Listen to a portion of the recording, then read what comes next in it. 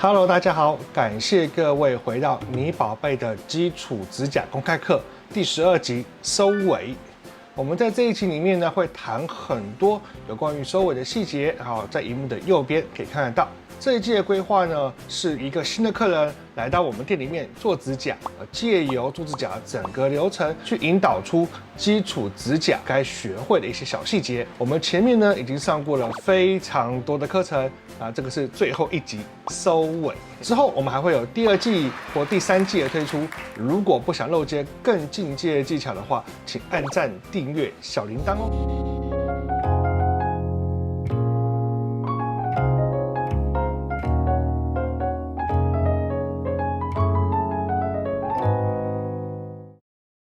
人造指甲不是照干就好。对于一个完整的凝胶过程，不是把凝胶指甲照干就好了。上层凝胶照干之后，并不算结束，结尾还有很多的项目等着来处理，包含了最终要检查我们的作品，还要清理指甲上面残余的凝胶与其他的粉尘，以及最基本的手部保养。上层是否需要清胶？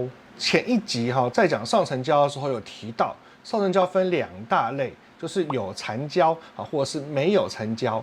可是，在我们你宝贝实物上面，不管有没有残胶，我们都不要清胶，因为即使没有残胶的上层，有时候也会有一些其他的化学物质或者是粉尘、其他杂质都等着被清除。清干净的凝胶表面可以让指甲看起来更干净。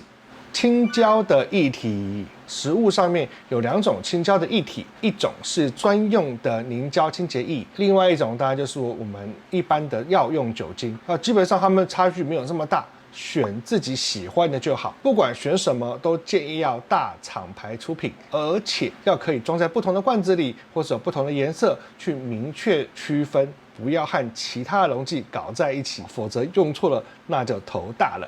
示范。清胶与检查固化，在实物上的流程，清胶很重要，因为会借由清胶去仔细检查甲面的状况，去检查表面是否平整，去检查凝胶边边是否有溢胶。我们也借着除残胶的时候呢，压一下凝胶的表面，去确认一下凝胶是否已经完全固化。那么我们来看一下。Peggy 平常是如何清胶跟检查的？那我们手拿出来之后呢，它上面会有残胶。清胶的时候呢，也会顺便检查一下甲面，不是只有单纯的把胶给清掉。那我们一样把上面的残胶给清掉。那这个时候清掉了之后呢，我们会来开始检查甲面的平整度，还有呢，看看两边是否有溢胶。如果有溢胶的话，我们会需要把它清掉，看看它是不是没有固化完全的问题。清理细屑，我们的指甲不是只有表面有老废角质，我们指甲下面的老废角质也会沿着指甲往前生长。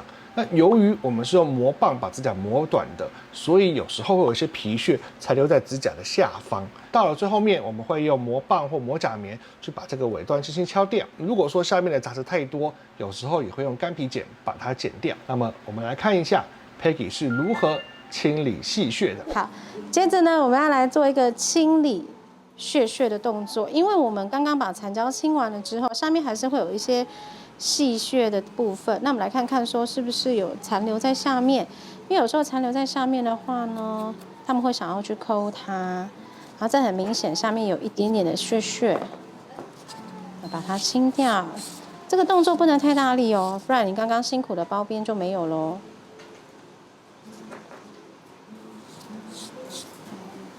好，我们再来示范第2集。这边呢，一样就是我们刚刚已经清过胶了，来做检查。那接着呢，现在呢，我们就是要清理下面的细屑。然后可以看到，它有一些会藏在下面。那我帮它做一个清掉的动作。这个动作呢，不一定是真的磨到它哦，我们只是借由这样的一个动作，把上面的屑给清掉。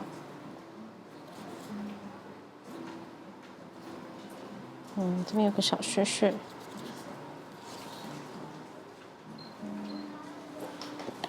然后下面还有一点点的细屑，我们再做一个挑的动作。好，这个时候呢，摸起来呢才不会有屑。才不会想要抠它。指缘保养很重要，我们在做指甲过程当中，其实或多或少都会伤害到一点点皮肤。例如做前置的时候，就把指甲上油脂擦光光；在修磨的时候，粉尘可能会让皮肤更干。然后在结尾的时候呢，我们又要处理又要清胶，所以不断的消毒，其实会让皮肤，尤其是指缘皮肤变得很干。所以结束前我们要滋润一下指缘，避免皮肤过于的干燥。指缘油或万用膏，有些人会问我们，最后要使用指缘油呢，还是用万用膏呢？原则上来说，两者都适合一般状况，但是指缘油它是液态的，而且有刷头，所以更适合涂在指缝啦或指尖那个缝隙里面。万用膏呢，它的质地更适合严重干涩的皮肤。那么我们来看一下 Peggy 实际使用指缘油跟万用膏的教学。我们现在要讲解指缘油或者是万用膏。那这两个的质地呢，你可以从表面上看起来是不一样，一个是液态，一个是固态。那呢，两个呢都适合一般的状况，只是说呢，液态的指缘油它有刷头。那这个万用膏呢，它的质地呢，就是像你看到比较固态，所以它可能要用的时候呢，需要有辅助的东西来做一个处理。那再来就是说，如果以保湿的话，这个当然会比它更强，但还是要看是什么状况。好，那我们各示范一手。指缘油的擦拭很简单，我们在做擦拭的时候，轻轻的沾取它，然后擦在后端皮肤上，再沾取一下，擦在前端。比较特别的是，我们这是植物油，所以请勿过度的搓揉，它并不是矿物油，你只要绕一圈，轻轻的往后推，它就吸收了。好，请不要搓揉哦，我们使用的是植物油。植物油的好处就是亲肤性很强，过度的搓揉呢，除了会增生角质层之外，也会让我们的皮肤呢产生皱纹。好，那再来呢，这一手我们示范的是万用膏哦。如果我们在家里的时候呢，没有挖勺没有关系，我们可以用我们的手指头。好，一只手其实不用多，大概就是1个米粒大小，就这么少而已。好，我们自己绕着周围去做一个沾取的动作，擦拭的动作，多余的往后推，就这么简单。那这个的保湿性会更强，非常适合就是有一些富贵手啦、湿疹，或是常需要做家事的人。那多余的我们不要浪费，我们可以转过来，再让它当护手霜擦拭在手掌。好，我们今天这样就结束喽。结论先研究不伤手指。广告里面都有人说大药厂制药都先研究不伤身体。同样的，你宝贝做指甲也先研究不伤手指。很多时候指甲店都认为做指甲重要性应该像左边这样，就是上层最重要，艺术指甲很重要，准确铺胶很重要，不伤手指其实不是那么重要。可是站在消费者的立场来看，应该是不伤手指最重要。因为呢，如果今天你做得再好看、再漂亮，不管你的前置做得多好，铺胶做得多好，艺术指甲有多赞，上层涂得多好，可是，一旦伤害到了客户的手指，那么你整个凝胶的环节都会被客人觉得哇，做得不好啊。所以，不能伤害手指是最重要的一件事情。你宝贝指甲公开课这一季非常开心，已经到了结尾了。当然咯，既然第1季结束了，我们就开始第2季的课程规划。